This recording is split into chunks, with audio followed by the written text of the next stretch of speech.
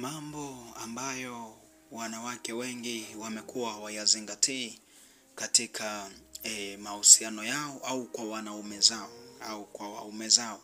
Mambo ambayo watu wengi wamekuwa wayazingatii, na hayo mambo madogo madogo wamekuwa wakiyaona madogo, lakini yamekuwa yakiwapa maksi ndogo sana au makosa makubwa.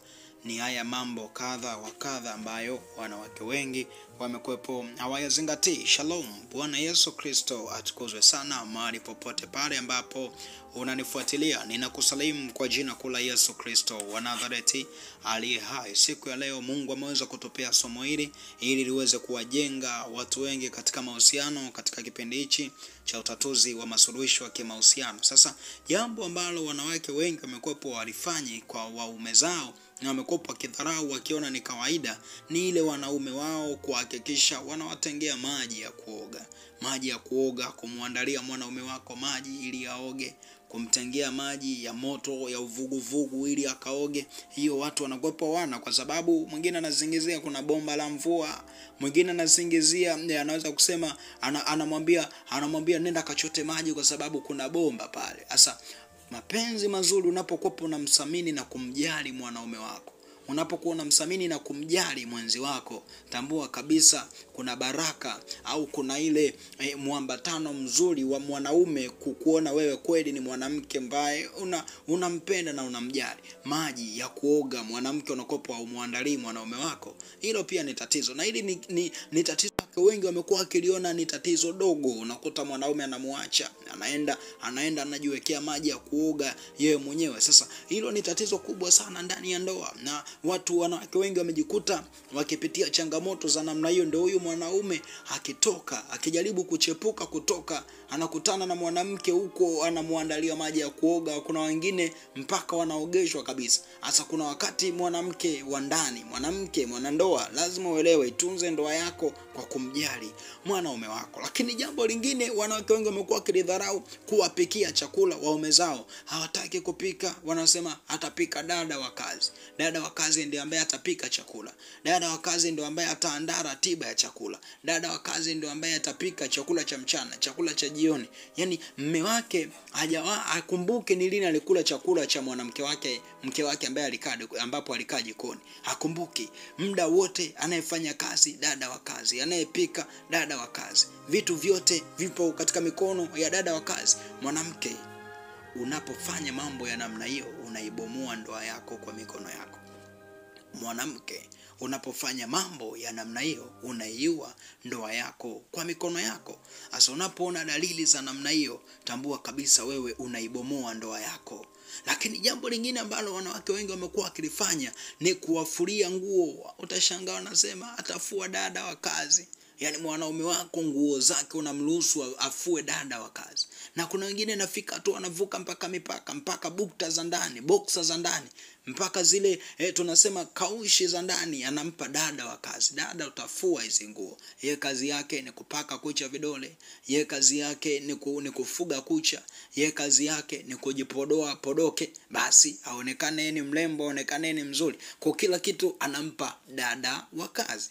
Mwanamke, unapokuwa unajenga misingi ya namna hiyo katika ndoa yako, tambua kabisa wewe ni muuaji, wewe ni mbomoaji wa ndoa yako kwa mikono yako. Maana hiyo ndio unakuwa unaibomoa wewe mwenyewe. Hiyo ndio unakuwa unaivunja wewe mwenyewe. Lakini jambo lingine tunasema kwamba kubana matumizi.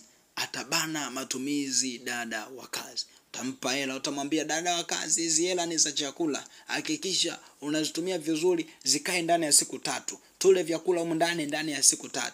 Yaani wewe muda wote kila kitu unamwachia dada wa kazi. Kila kitu unampa dada wa kazi. Kila kitu unamwachia dada wa kazi. Sasa hilo ni tatizo kubwa sana ambalo limekuwa likiwakumba wanawake wengi. Wamejikuta ndoa zao zikiharibika, ndoa zao zikibomoka, ndoa zao zikivunjika. Kwa sababu gani? Kila kitu dada wa kazi, kila kitu dada wa kazi. Lakini pia jambo lingine, wanawake wengi wamekuwa wakilikosea kuwapatia tendo la ndoa waume zao. Watatoa kwa watakapojisikia wao. Pale ambapo atajisikia nimpe ndio anampa. Yaani tendo la ndoa analigeuza kuwa fimbo kwa mume wake. Tendo la ndoa analigeuza ni adhabu kwa mume wake. Ndio kuna mwingine anamwambia mume wake, unataka nikupe tendo la ndoa? Utanifanyia nini? Mimi nataka kitu fulani ndio nitakupa. Fanya kitu fulani ndio nitakupa. Ninunulie kiwanja, nijengee nyumba, ninunulie gari, nataka hela, nipe 300,000, 200,000, nataka 30,000. Ndio mwanaume ili apate tendo la ndoa mpaka aahidi kitu au mpaka atoe kitu. Sasa mwanamke, unapokuwa unaijenga ndoa yako katika mfumo huo, nakwambia kweli ipo siku huyo mwanaume wako atakuja kuibiwa na mwanamke mnyenyekevu. Atakuja kuibiwa na mwanamke anayejishusha. Atakuja kuibiwa na mwanamke anayejali na kuthamini utu wa mwanaume. Na akishaibiwa, kuja kurudi tena kwako ni vigumu. Kwa sababu akishaibiwa akiwa anakuona wewe, anakuona umekuja chatu, umekuja kobra, umekuja Godzilla, atakopa anakuchukia. Kwa sababu gani? Kule nje anapata vitu vizuri. Kule nje anajali, anajaliwa, anasaminiwa, anaheshimiwa. Mwanaume anataka heshima, mwanaume anataka nidhamu, mwanaume anataka mwanamke mtiifu, mwanaume anataka mwanamke mnyenyekevu, mwanaume anataka apate mwanamke msikivu ambaye atamsikiliza mwanaume wake katika maelekezo. Nakwambia kitu cha kweli mwanamke, kuna wakati itunze ndoa yako hata kama hutaki kufanya kitu. Mwanaume wako akisema fanya hata kama hutaki, ufurahishe moyo wake. Fanya hata kama ukujiandaa, ufurahishe moyo wake. Kwa sababu gani? Unapokuwa unajitoa kwake, ndipo hapo anapoona huyu mwanamke ananithamini, huyu mwanamke ananitii, huyu mwanamke ananiheshimu. Ni muhimu, lazima uelewe. Ndio kuna wanawake wengine unakuta baba akiwa amepaniki, baba akiwa anafoka, naye pia ndo anafoka. Baba akienda sauti ya 2, yeye anaenda sauti ya 3. Mwanaume akienda sauti ya 4, yeye anaenda sauti ya 5. Na sio kama anaweza hata kupigana hawezi. Analinga nini? Analinga ile jeuri alionayo.